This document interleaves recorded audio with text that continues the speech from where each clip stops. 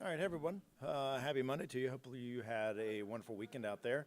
Wonderful start to the week when it comes to weather-wise. What's happening there? It's a little steamy out there for a Monday, but we'll check in with meteorologist Patrick Pete here in a few minutes to get an update on the first alert weather day that's coming, I believe, for tomorrow. So, but in the meantime, we talk about what's happening in the news, and it's really been dominated by what's been happening with those water main breaks in the city of Atlanta, what's been declared a water emergency here in Atlanta. But tonight there may be finally an end in sight. I know this has been impacting a lot of businesses, some government buildings, but thousands of residents in the city of Atlanta dealing without having water and dealing with the construction of this and trying to fix it. But an end may be in sight, and this could happen here tonight. The water could finally start flowing again, is what we're being told everywhere tonight as crews work to finish some of the repairs on the Midtown water break. I want to show you some of what we've been seeing out there, play out with some of the images of the water and what's been, happening in various parts of the city. But there was one, there was two, several of these. But even after these fixes happen, this could be something that residents have to deal with in the area. They will have to wait another 18 hours before they can stop boiling their water, because crews still have to take samples to ensure there are no contaminants in the water. And part of that process is an 18-hour incubation period. But once the water results look good, crews will be able to lift that boil water advisory. Some of these situations have been fixed, and now there are concerns about what this means is opening up potentially potholes or sinkholes in the area. And that's something here in the newsroom we've been asking about, today and tonight, about how this could impact people after these problems are fixed. And earlier tonight, we heard from the mayor on this. He gave City Council an update, and here's some of what he had to say. We are currently in connection with and waiting on the Army Corps of Engineers. We made a reach out, and they will be here with boots on the ground tomorrow to help us. We have sought their assistance because they are the government entity that have the most actual experience in these type of crises that we are in with crumbling and aging infrastructure. So that was the update from Atlanta Mayor Andre Dickens earlier tonight when he was talking to City Council. This issue was front and center in the City Council meeting, with a lot of questions, as you might imagine, about who to hold accountable for this, but how do we make sure this doesn't happen again? And we've had a number of our reporters here in the Atlanta News First newsroom working on this story today and tonight, really asking these questions and finding out, how does this happen and how often does this happen? But that same question of what's being done to make sure this doesn't happen again, and to make sure it's resolved as quickly as possible. And here's some of what reporter Patrick Quinn found out here today.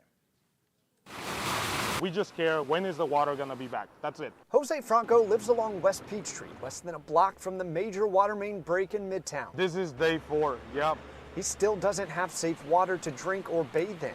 We are laser focused on this problem. To expedite repairs, the city of Atlanta has now shut off water in a 4-block radius in Midtown, which includes Jose's apartment. You go to Publix, try to buy water, shelves are empty. Right now, we have issued a state of emergency in the city of Atlanta. There is a boil water advisory still in effect for much of the city, but the mayor and city officials did not answer how long until water will be fully restored. Like, in a couple of days, is this gonna get worse? Like, we don't have the answer to that. The mayor has been active on the ground since Saturday, but many have been critical on his initial response and why he wasn't in the city when the water issues intensified. The first major water main break along Joseph E. Boone Boulevard was reported 11 a.m. on Friday. A boil water advisory was sent out just before 3 o'clock that same afternoon. Mayor Dickens was not in Atlanta, but instead in Memphis. His campaign confirming with me, Dickens met with Memphis leaders and to hold a fundraising event for his re-election bid. The West Peachtree water main break was reported at just before 10 o'clock Friday night. Dickens was still in Memphis. Today, the mayor did not take questions during the press event, but we tracked him down while he was getting into his car to ask him about his initial response. Can you break down your timeline Friday, Mayor? Were you in Memphis Friday night for a fundraising event? I was in Memphis.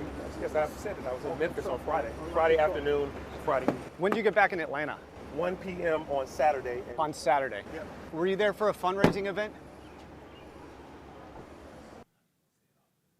So that report from reporter Patrick Quinn, who has been looking into this, today all day long and talking to city officials about where this stands and asking some of those pointed questions that people have about, how did this happen and how often does something like this happen and what other problems could this lead to in the future. This is something that started Friday afternoon. Still intensified over the weekend. The Atlanta Fire Department is now getting bottles of water out to people still who need water, who can't access their water, including senior citizens. So this is something we're staying on top of as well. Here tonight in our newsroom, getting ready for our 10 o'clock and 11 o'clock newscasts, we have a number of reporters fanned out on this as well, still trying to figure out where does this stand and what are the next steps on all this. But again, an end, officials are saying an end may finally be in sight here tonight, so we'll be updating that as the evening progresses.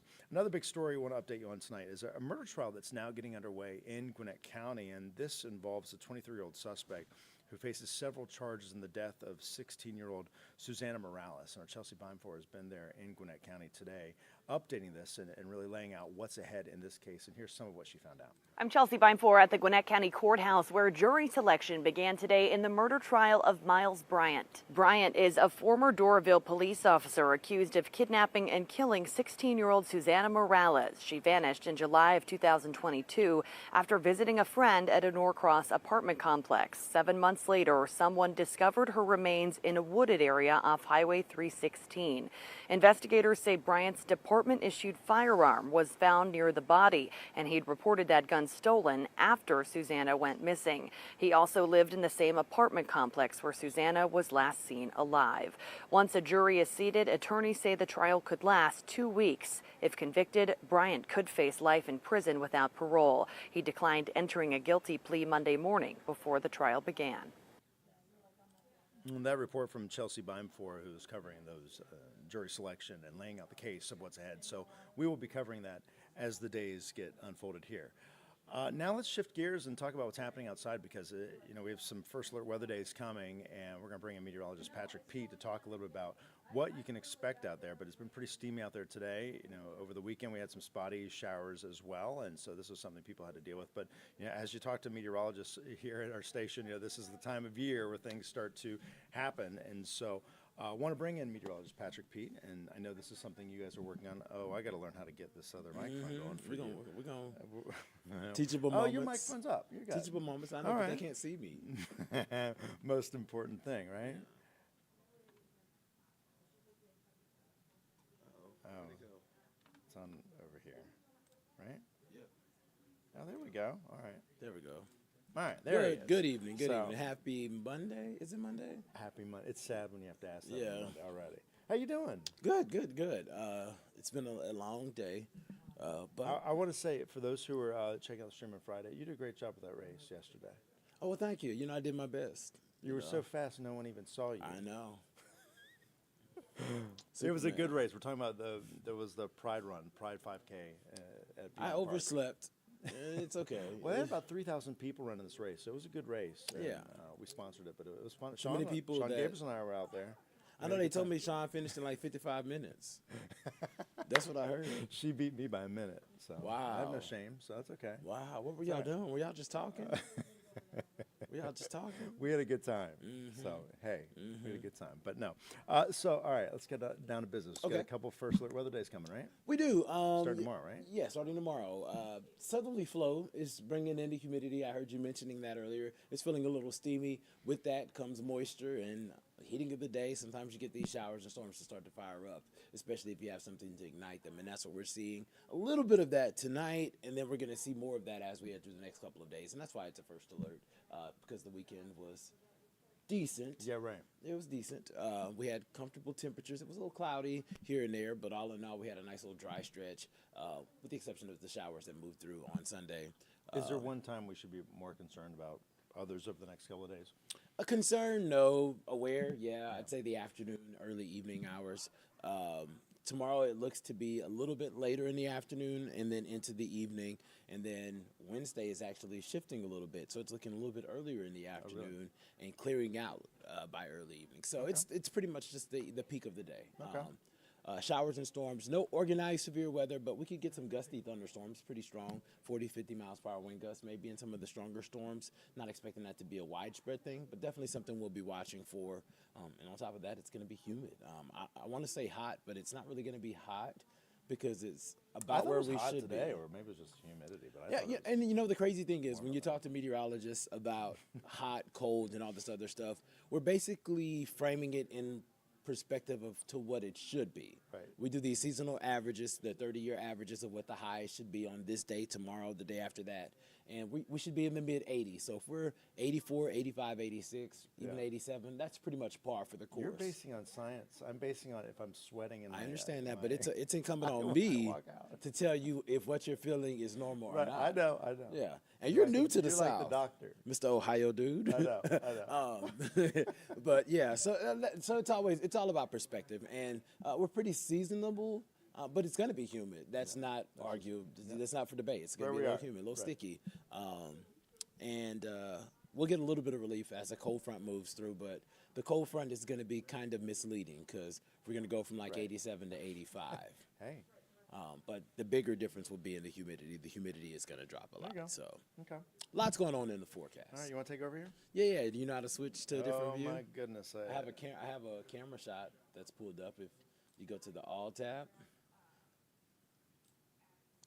there should be some sort of shot of the city somewhere. Well, yes. Bam. There it is. Okay. Looks beautiful out there. That looks really nice. It does. Yeah. Traffic looks good too. Thank you, Mr. Pete. Appreciate it. Traffic doesn't get any better than that. That's what I'm talking about. Good evening, everybody. Savannah's little booster seat is in the way. She's not even at her desk. Welcome back to the stream. We'll start talking about our weather forecast. I do need to switch one thing, and then we can dive into the nitty-gritty. There are some showers and some rumbles that are on First Alert radar at this hour. It is not too overwhelming, and the rain has been light to moderate for most folks. Isolated areas have seen it get a little bit heavier. That's going to continue as we head through the next few hours. So these lingering storms are going to be something that we're dealing with tonight. First Alert weather day in the forecast for tomorrow, as we're going to see more showers, more storms come back into view, and then we'll do this again, unfortunately, on Wednesday. The chance for some scattered showers and storms will make things a little bit messy. Here's a look at the lay of the land right now, and it's not terrible. Isolated showers, isolated rumbles, definitely not getting it everywhere, but you can see Alpharetta starting to see things dry out a little bit. But folks in Suwannee, Sugar Hill picking up on some heavy downpours, a little bit of lightning north of that near Dawsonville in that little cluster that's pushing to the region. Otherwise, we're watching some little spotty showers, Troop, LaGrange, Coweta County, not really doing a whole lot of damage there, but it's something we'll monitor over the course of the next few hours. I've been mentioning that it's been steamy outside, a little sticky, a little soupy. Those dew points have been in the mid to upper 60s for the bulk of the afternoon. The closer you get to 70, the more it's uncomfortable to be outside at 70. So once you get into those upper 60s, you're pretty much feeling that as well. So that is something that we're tracking this evening, and it's something, unfortunately, we're going to be tracking for the next couple of days. Oops, I'm sorry. I'm messing up here. Let me get my camera shot right. There we go. There we go. Now I'm in a position. Y'all forgive me. It's Monday. Everybody has their little Monday blues, and we're getting some of our kinks out. Very warm out there right now. We're going to keep that chance for a spotty shower, straight thunderstorm in the forecast through the overnight hours. But I do think that most of us will see things trend a little bit drier by roughly 5, 6 o'clock in the morning. That doesn't mean that there won't be a spotty shower or a thunderstorm out there tomorrow. I do think we'll see some of that, but I think it's going to be fairly isolated for the start of the day.